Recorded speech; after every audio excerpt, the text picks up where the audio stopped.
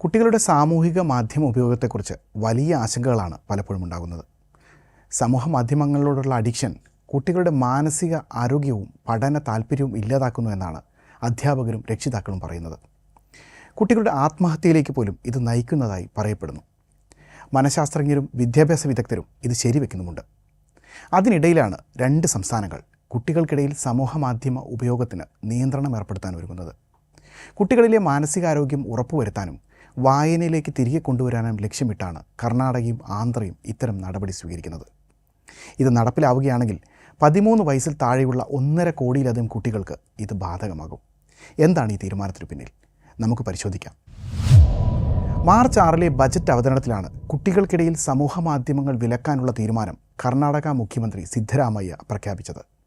16 വയസ്സിൽ താഴെയുള്ളവർക്ക് സോഷ്യൽ മീഡിയകൾ വിലക്കാനാണ് തീരുമാനമെങ്കിലും ആദ്യഘട്ടമെന്നോണം 13 വയസ്സിൽ താഴെയുള്ളവർക്കാണ് ഇത് വിലക്കുന്നത്. 2026 ജനസംഖ്യാ പ്രൊജക്ഷൻ പ്രകാരം കർണാടകയിൽ 13 വയസ്സിൽ താഴെയുള്ള കുട്ടികളുടെ എണ്ണം ഏകദേശം 80 ലക്ഷമാണ്. ഇതിൽ 40% കുട്ടികളും ഏകദേശം 32 ലക്ഷം പേർ ദിവസവും 2 മണിക്കൂറിലധികം ഇൻസ്റ്റഗ്രാം, യൂട്യൂബ് ഷോർട്സ് തുടങ്ങിയ പ്ലാറ്റ്ഫോമുകളിൽ ചെലവഴിക്കുന്നവരാണെന്നാണ് പഠനങ്ങൾ പറയുന്നത്. ബംഗളൂരു പോലെയുള്ള നഗരങ്ങളിൽ ഈ പ്രായത്തിലുള്ളവരിൽ 75% പേരും ഇൻസ്റ്റഗ്രാം, എക്സ് തുടങ്ങിയ പ്ലാറ്റ്ഫോമുകളിൽ സജീവമാണ്. മൊബൈൽ പിടി പുസ്തക ഹിടി, അതായത് മൊബൈൽ താഴെ വയ്ക്കൂ പുസ്തകം എടുക്കൂ എന്ന സർക്കാർ നയം ഈ 80 ലക്ഷം പേരെയാണ് ലക്ഷ്യം വെക്കുന്നത്. കർണാടക സർക്കാരിന് പിന്നാലെ ആന്ധ്ര സർക്കാരും സോഷ്യൽ മീഡിയ ഉപയോഗത്തിൽ കടുത്ത നടപടികളിലേക്ക് കടക്കുകയാണ്. 90 ദിവസത്തിനകം നിയന്ത്രണം നടപ്പിലാക്കുമെന്നാണ് മുഖ്യമന്ത്രി ചന്ദ്രബാബു നായിഡുവിൻ്റെ നിയമസഭയിലെ പ്രഖ്യാപനം. IT മന്ത്രി ലോകേഷ് നായിഡുവിൻ്റെ നേതൃത്വത്തിൽ ഇതിനായി സമിതി തന്നെ രൂപീകരിച്ചിട്ടുണ്ട്.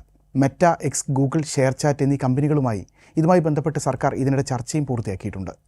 ആന്ധ്രയിലെ ഏറ്റവും പുതിയ കണക്കുകൾ പ്രകാരം 13 വയസ്സിൽ താഴെയുള്ള കുട്ടികളുടെ എണ്ണം 72 ലക്ഷമാണ്.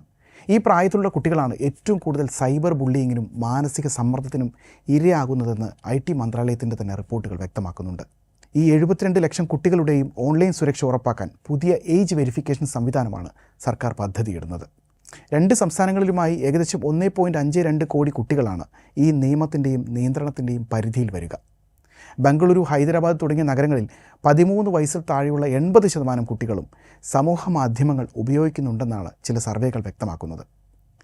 ലോകാരോഗ്യ സംഘടനയുടെ മാനദണ്ഡങ്ങൾ അനുസരിച്ച് ഈ പ്രായത്തിലുള്ള കുട്ടികളുടെ സ്ക്രീൻ ടൈം 1 മണിക്കൂറിൽ താഴെയാകണം. എന്നാൽ നിലവിൽ ഇത് ശരാശരി 3.5 മണിക്കൂറാണ്. അതായത് 1 മണിക്കൂർ സമൂഹ മാധ്യമം പരമാവധി ഉപയോഗിക്കാൻ പറ്റുന്ന ഒരു കുട്ടി ഇപ്പോൾ ഏകദേശം 3.5 മണിക്കൂറോളം സമൂഹ മാധ്യമങ്ങളിൽ ചെലവഴിക്കുന്നു. 3 മുതൽ 4 മണിക്കൂർ വരെ സമൂഹ മാധ്യമങ്ങളിൽ ചെലവഴിക്കുന്ന കുട്ടികളെ കായിക വിനോദത്തിലേക്കും പഠനത്തിലേക്കും തിരികെ കൊണ്ടുവരിക എന്നതാണ് സർക്കാരുകൾക്ക് മുന്നിലുള്ള പ്രധാന വെല്ലുവിളി.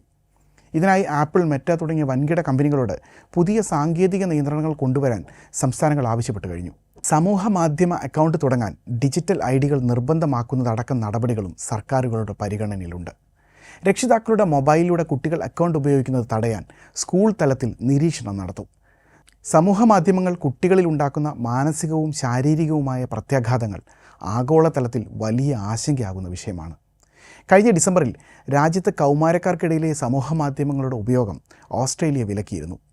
ടിക്ടോക്ക്, ആൽഫബറ്റിൻ്റെ യൂട്യൂബ്, മെറ്റയുടെ ഇൻസ്റ്റഗ്രാം, ഫേസ്ബുക്ക് എന്നിവ ഉൾപ്പെടെ സമൂഹ മാധ്യമങ്ങളെ ഇത്തരത്തിൽ ഓസ്ട്രേലിയ നിയന്ത്രണം ഏർപ്പെടുത്തിയിരുന്നു. ഡെൻമാർക്ക് മുതൽ ന്യൂസിലൻഡും മലേഷ്യയും അടക്കം രാജ്യങ്ങൾ ഓസ്ട്രേലിയയുടെ മാതൃക പഠിച്ചു വരികയാണെന്നും സമാനമായ നിയന്ത്രണങ്ങൾ പരിഗണിക്കുന്നുവെന്നും ഇതിനകം സൂചന നൽകിയിട്ടുണ്ട്. ഫെബ്രുവരിയിൽ ഡൽഹിയിൽ നടന്ന AI ഇമ്പാക്റ്റ് ഉച്ചകോടിയിൽ കേന്ദ്ര IT മന്ത്രി അശ്വിനി വൈഷ്ണവും ഇത്തരത്തിൽ നിയന്ത്രണത്തെ അനുകൂലിച്ച് സംസാരിച്ചിരുന്നു. കർണാടകയ്ക്കും ആന്ധ്രയ്ക്കും പുറമെ മറ്റു സംസ്ഥാനങ്ങളും സമാനമായ നടപടികളിലേക്ക് കടന്നേക്കുമെന്നാണ് ഇതിനകം നമുക്ക് ലഭിക്കുന്ന വിവരം. അതേസമയം ദേശീയ തലത്തിൽ ഇത്തരമൊരു നടപടി വേണമെന്നാണ് ആവശ്യമുയരുന്നത്.